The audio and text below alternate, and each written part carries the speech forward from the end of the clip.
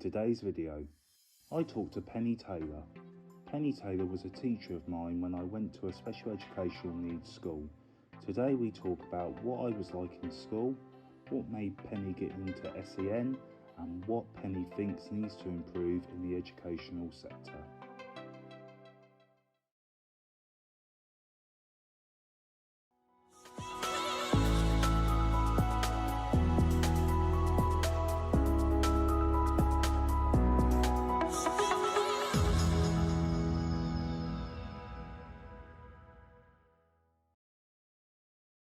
Hey guys, and welcome to episode 3 of the special series of MaxiAspie, the Autism Connection, series 5, and this is the last episode of the online interviews, as you can see, and as you can see by our guest today is Penny Taylor.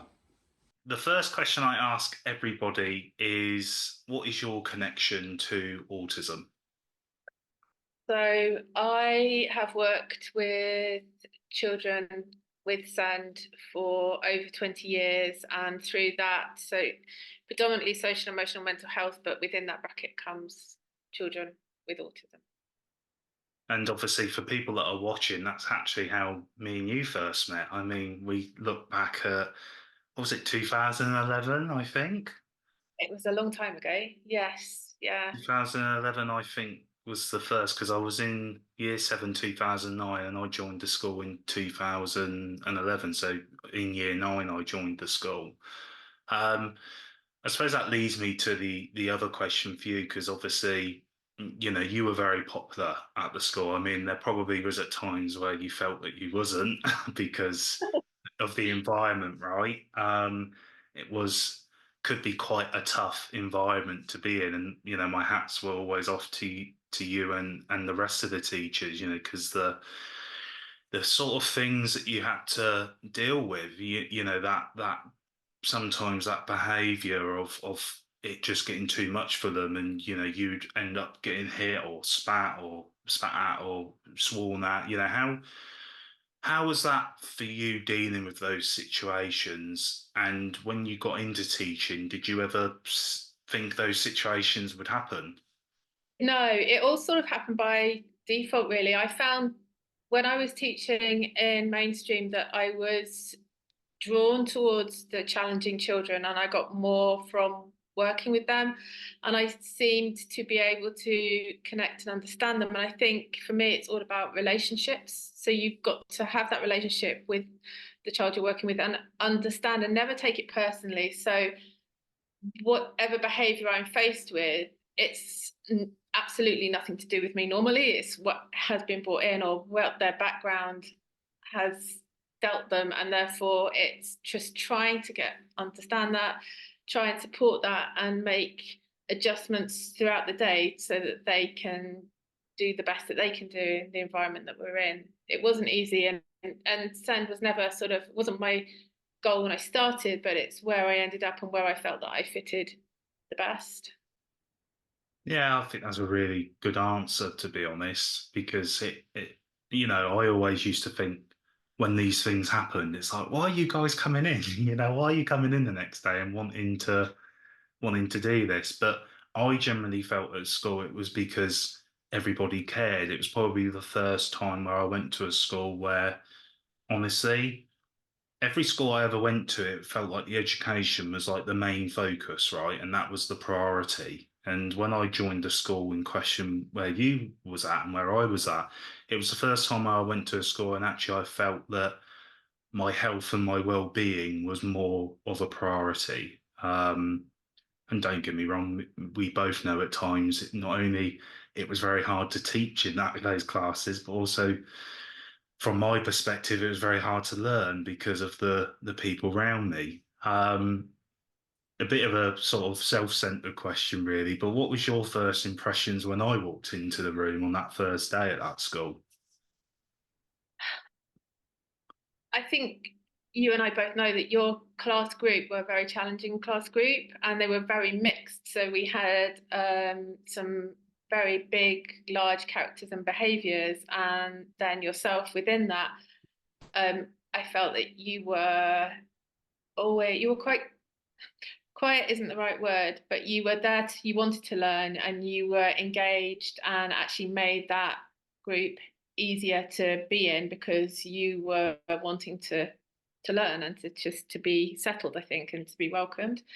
So that was my first impression of you with that. And then I was always amazed at your ability to speak publicly because it's something that I really struggle with, but it doesn't when you're learning about autism and traits and things and characteristics that go with it, public speaking isn't something that naturally falls into that. And you were always so good at it. So I was always in awe of your ability to be able to articulate things, which is a huge something that I struggle with, but you did really, really well.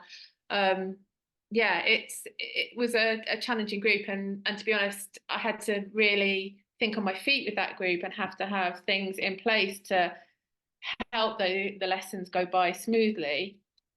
Um, I knew that as going back to sort of the previous conversation with the previous question, it's when you've got behaviours, big behaviours, they're not ready to learn. Those children are not ready to learn. You need to get those behaviours in check before we can even begin to start the learning process. We need people that are able to regulate and to be calm and to be comfortable and to feel safe. And yeah, at times I would say that there were times where that group particularly it wasn't safe, but we did our best to make it safe, and we and that was what I was aware of for you. It needed to be the right environment, and we had good days and bad days, which is normal in. No, it's true. I always remember Bob Marchbank pulling me into his office, and bless him, no longer with us. But I always remember him saying at first we were really unsure about putting you in that class, and he said, but after a month, everyone sort of said you're quite a calming influence. So that meant the world to me because yeah, I mean, it was daunting. I mean, I remember my first day, and I was thrown to the floor by one of the boys. And then one of the boys threw him on the floor, in fairness, and said, "Don't do that." And I think that sort of helped me because it was like, don't pick on the new person for no reason. Yeah. Um, but as you say, it was sort of treading on eggshells, because you didn't want to say the wrong thing, in case sort of World War Three kicked off. And I used to sit there all the time, and I used to think, I was like people who I talk to now, right? I'm trying to change their mindset because I used to be one of those people that, even having the condition myself, I used to sit there going, why can't you just behave? Why can't you just get on with it? But then you hear about what these people went through, some of the lives that they had, the people that were looking after them, and then the conditions on top of that, you then start to realize, actually, yeah, I can see why that was a priority for you, going to school and, getting your grades and all this stuff, because, luckily for me, I always had a supportive network. But some of these kids didn't. I think we were always very aware that we were the safe space. So for term time, we were safe, and we used to see build up in behaviour and challenges as we got towards an end of term, particularly the long summer term break, because that security was going to not be there for a while. So I think that has a huge part to play in it.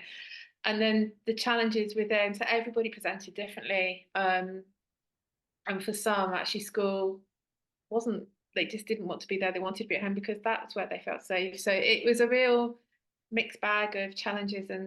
And while your group were a challenge, I couldn't help but be fond of them for Yeah. all their difficulties. There was a lot of, there were huge characters in there, but also, yeah, they were fun at times, but it's getting to that point where you could be that person and be able to challenge them and to be able to help them regulate when they were unregulated, and to try and to get them to realize that we're trying to help you so that you can have a better future. But it's at that point in time, it's very, I think when you're a teenager as well, it's very challenging to see the bigger picture. You're living in that moment because you've got all your challenges of your diagnosis, plus you've got all the teenage stuff that's going on as well, and how that affects your brain. So it's a yeah, double whammy going on there.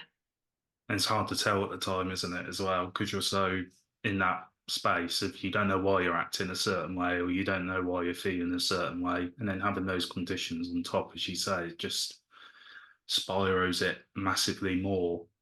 Um, Absolutely. for you sort of growing up, how did you feel about like the awareness of conditions when you grew up? Because I think we're still at a point where it's probably more awareness, but still not as much understanding. But that's my view. So I'm just curious to see your journey through growing up and that evolving. So I'm a 1970s baby, and therefore it was very limited understanding. I was not aware of any of this, not until probably I hit university and started my teacher training. So I had a very limited understanding, I would say. There were obviously children with special needs when I was at school, and there were people then maybe on the autism spectrum would be more seen as eccentric or quirky, or you just, there was, I wasn't aware at all. So it's only through starting my training and then my experience, and that as awareness has grown, I've learned more on the job. I would say my work has taught me more than any lecture or book can. It helps obviously to go to lectures and to read books helps, but to live the actual experience and to realize that it's such a vast range of challenges, difficulties, presentations, that, and you can only ever treat each person as an individual and support them that way. That's where I've come from, really. So it's, yeah, I would say from nothing really, very limited understanding, to a much better understanding. But I still think there's a long way to go. I think you're right. I think the system at the moment is still not supportive of anyone that doesn't fit that one. They really are. I feel like the system at the moment is just teaching to a norm, and not everybody fits that norm, and it doesn't work, and it's got to change somehow.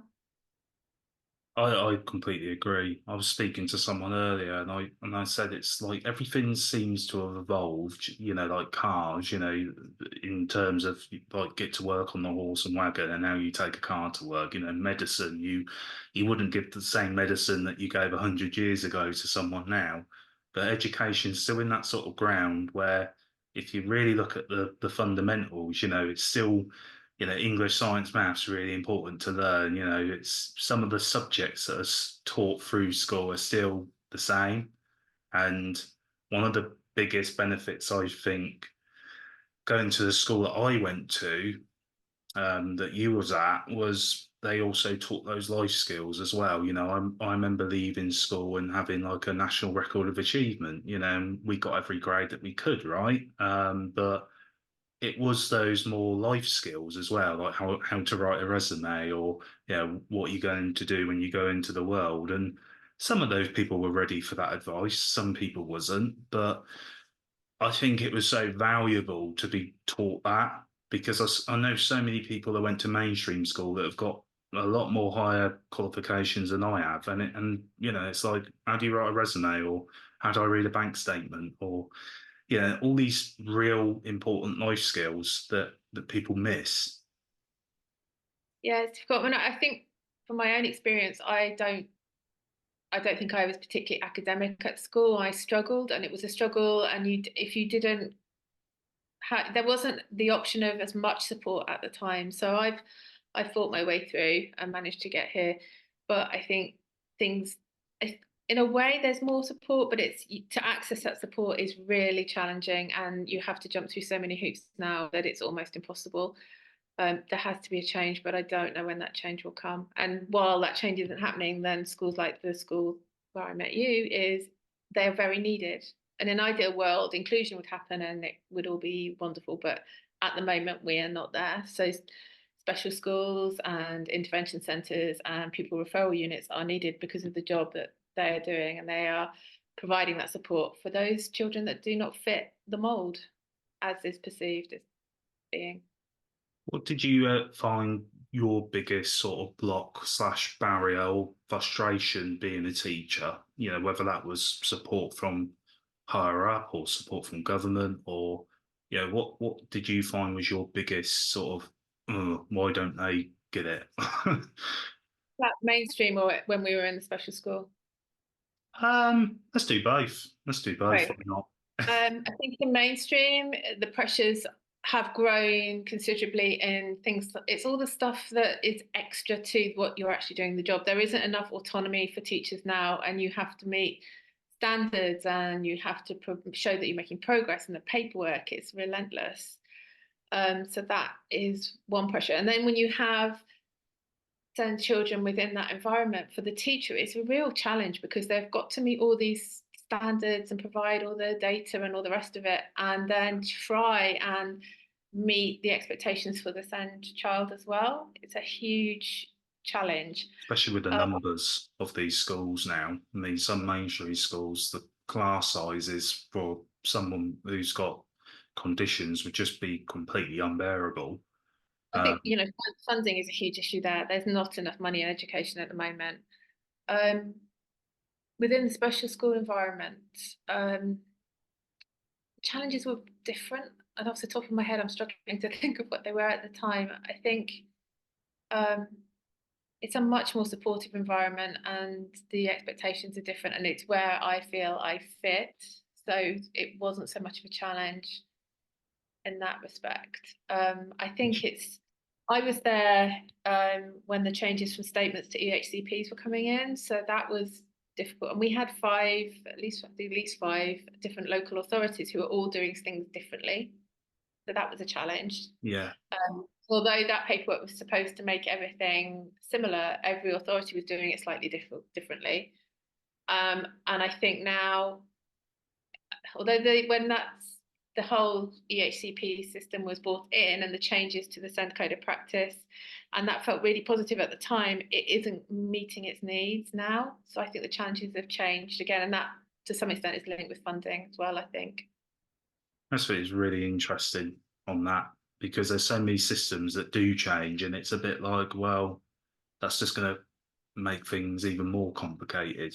Like you even look at like benefits, and then universal credit, and it's like all the time I don't know, part of me thinks, are they trying to make it better or are they just trying to make it harder for people to go through the hoops? I think with the SEND thing, and I like the idea that educational health and care are all working together. I think that's really important, and that was positive. And the fact that the documentation then went through to when you're at college, university, so the support was there for longer. I think that's all really positive.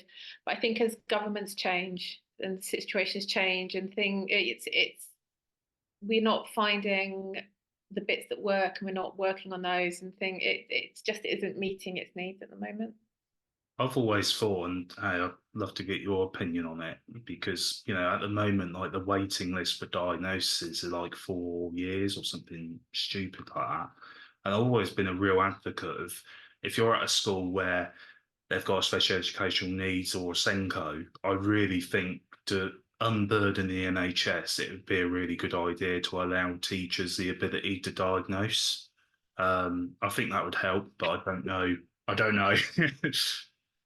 That's that's a huge one. As a teacher, I think I would be uncomfortable with the Yeah, ability to do something. I think I've been in the game long enough now where I see the traits and I can say I think we need to go down, but I think the professionals are the people we need for that. However, again, there is funding problems, yeah. and the reason for the waiting list is down to funding, and I think the COVID impact is in there as well. Um, it is awful that we've got people in need that are waiting 3, 4 years, and it's wrong. And I just personally, I don't know how we get around that other than throwing money at the system, making sure we've got enough mental health care providers, enough psychiatrists, enough psychologists that we can meet the needs of our children and our young adults as well. There are enough. I think there are so from personal experience, I know of a young adult who managed to cope all the way through school, has hit university, and now is really struggling. And what we've discovered is that they are ADHD, but that's been missed all the way Yeah. through. So, but again, the waiting times and the process. So it's a long way. There are lots of problems at the moment. The system is causing a lot of frustration and a lot of upset, I think, and Yeah, trauma. I think you're right. There's just so much that needs to be changed, and I think they're at the point now where because there's so much, you're right, the funding's not there. Also, I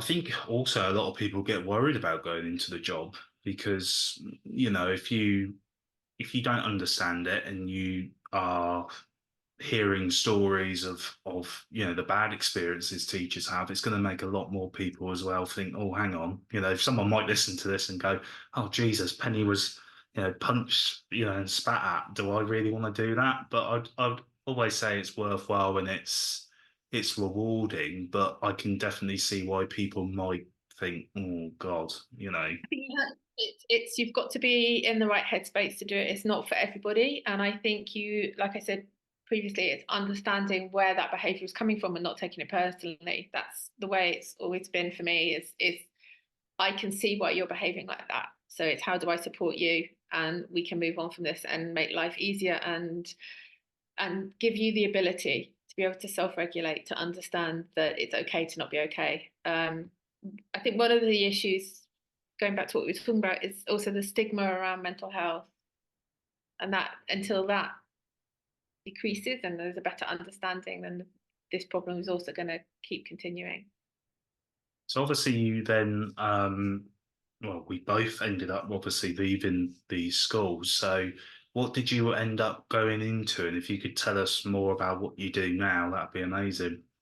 Um, More of the same. So I worked at the local pupil referral unit for a while, and then I have been incredibly lucky, and I was able to get a job in the Cayman Islands, where I set up a Key Stage 1 intervention centre for young children that have SEMH difficulties.